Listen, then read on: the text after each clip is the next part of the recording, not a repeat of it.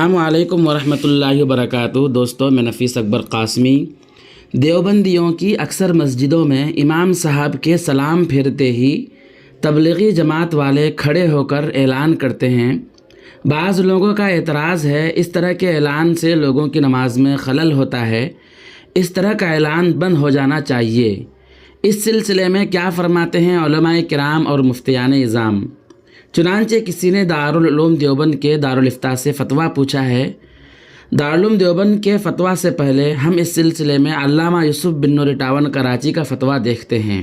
سوال: تبلیغی حضرات کا نماز کے بعد ان الفاظ میں اعلان کرنا کیسا ہے کہ نماز کے بعد سبھی حضرات تشریف رکھیں، مسجد کو آباد کرنے والا عمل ہوگا؟ جواب دیا گیا ہے کہ تبلیغی حضرات کی محنت کا مقصد ذاتی نہیں بلکہ مسجدوں کی آبادی کا جماعت کے ساتھ نماز پڑھنے کی پابندی، نیک لوگوں کی صحبت، فرشتوں کی رفاقت اور نفلی اعتکاف کی فضیلت حاصل کرنا ہے، اور یہ تمام چیزیں شریعت میں مطلوب ہیں۔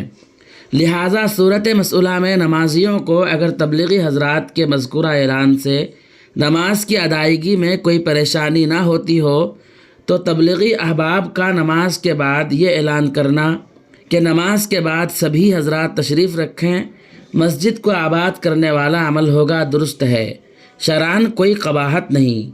آئیے ہم دارالعلوم دیوبند کا بھی فتویٰ دیکھتے ہیں۔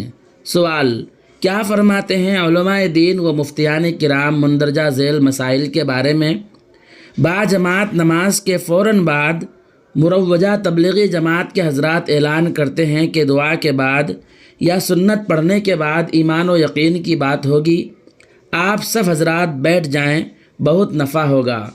اس وقت بعض حضرات کی 1 رکعت یا 2 یا 3 رکعتیں جماعت سے رہ چکی ہوتی ہیں اور وہ امام کے سلام کے فوراً بعد بقیہ نماز کے لیے اٹھ کھڑے ہوتے ہیں، تو اس صورتحال میں اعلان کرنا شرعاً جائز ہے یا نہیں؟ بعد نماز ظہر تبلیغی جماعت کے حضرات فضائل اعمال سے حدیث اجتماعی حلقہ کو سناتے ہیں، جبکہ دوسری طرف کچھ لوگ جماعت سے رہ گئے ہوتے ہیں اور وہ لوگ فرض نماز یا سنتیں پڑھتے ہیں، تو اس صورت میں یہ جائز ہے یا نہیں؟ دارالعلوم دیوبند نے جواب دیا ہے، بسم اللہ الرحمن الرحیم، مختصر سا ضروری اعلان کر دینے کی اجازت ہے۔ جس طرح تبدیلی اوقات نماز، کسی عالم کے بیان، تفسیر قرآن کریم وغیرہ جیسے امور کا اعلان عامةً کیا جاتا ہے، اس طرح تبلیغی جماعت کے بیان کا اعلان مختصر کر دینے میں مضائقہ نہیں۔ جب عموماً ہر ہفتہ یا کم و بیش زمانے میں ایک جیسا مختصر سا اعلان ہوتا ہے تو مسبوقین کے حق میں عامةً وحشت کا موجب نہیں بنتا۔